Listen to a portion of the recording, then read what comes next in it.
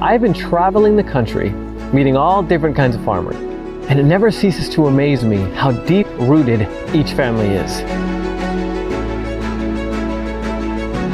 Each family has its own history and its own story that goes back generations.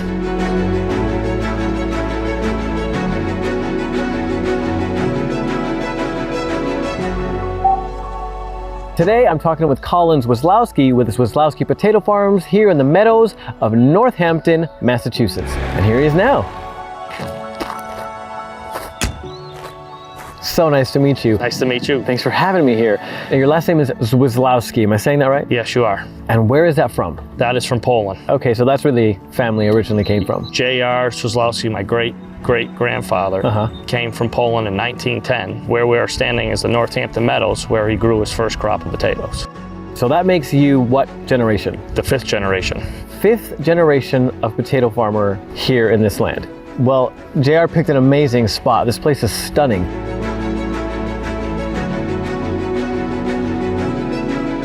Can you tell me a little bit about the history? Yes, I could, but my great-uncles could tell you even more, and they have some great stories. Do they still work on the farm? They're here every day. They come out and scout the potatoes in the morning and right before they go home. So if we took a good look, we could probably find them. Oh, that's incredible. Yes, please. Should we go? Yes. Because I'd love to meet them. Alrighty.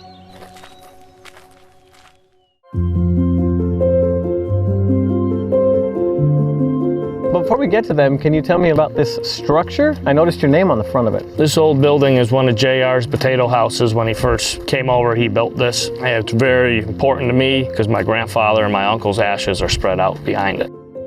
So who do we have here? I have my great-uncle Frank. Frank, nice to meet you. My great-uncle Chet.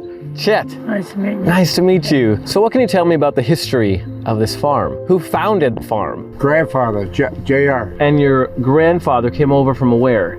Poland. From Poland to here and was Yeah. like, you know what I want to do? I want to grow potatoes. Apparently, because that's what he did. And he was a big grower, too. Any fun or interesting stories you guys can remember from when you were young? I was going to that small school. Look out the window, there's this big Oldsmobile. It's him, the grandfather. They go pick me up. We would come right down here.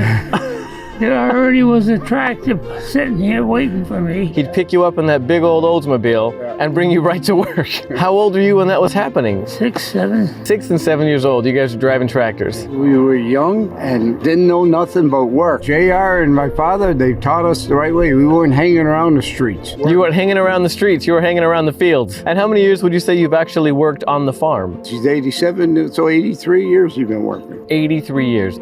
That is incredible. Thank you so much. Thank you. It was a pleasure. Frank, it was a pleasure. Chet, Thank you. I'll leave you to your surveying.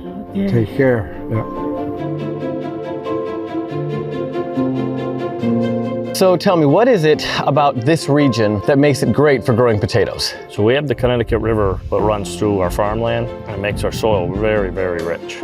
What types of potatoes do you grow and what are they used for? So we grow 4 types: red, white, russet, and a yellow. And they're all for a table stock, so fresh market. What stage are they in right now? These are 40 days after planting. Oh, this is only a 40-day growth. Yes, we'll be spreading fertilizer over the top of them. We'll wait till row closure and we'll come in with a 1-pass hiller and put a hill on them so they'll get ready for blossom. And what is happening in the field right now? So I actually have my brother who's out putting down a fungicide and an insecticide to get ready for that 1-pass. And harvest will come 40 to 50 days after row closure. So here we are at the hub of your operation where the potatoes come as soon as they're pulled out of the ground. I see crates, I see giant bags of potatoes, trucks, and a lot of activity. Can you tell me a little bit about what's going on in there? We harvest our potatoes into a bulk truck, came from the field, comes to our wash plant. And from there, the potatoes will be washed, graded, and sorted. They will cool for about 8 to 12 hours. And from our coolers, they'll go into our packing facility, which will be packed into anywhere from a 3-pound to a 10-pound bag, depending on the vendor. The finished product will go to another cooler, and then they will be shipped to wherever the vendor is located.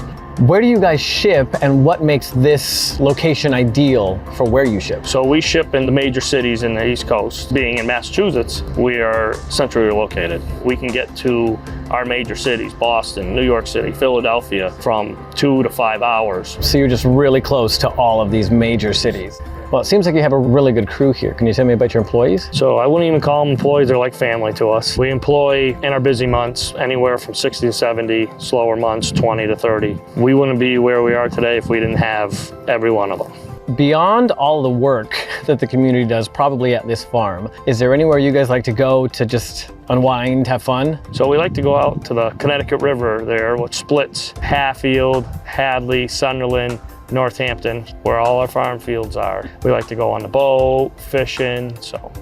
Is this the water you guys also use to irrigate your farms? Yes, so we have 8 pivots hooked to this river. We water usually 1 to 2 times a week if needed. This year, we've been very lucky not water any of our crops. We had maybe 1.5 to 2 inches every 7 days. So we've been very lucky this year. Really? So you haven't had to water your crops at all this year? Not at all this year. We've been very blessed. Oh, that's incredible. Do you think the soil also might play a factor into that? Yeah, so we have a little sandy loam with some clay in it. So when it does rain, it holds its moisture. With all of your knowledge and everything you've learned from being a farmer, what advice would you give to somebody who is considering becoming a potato grower? You gotta have thick skin because things change very rapidly.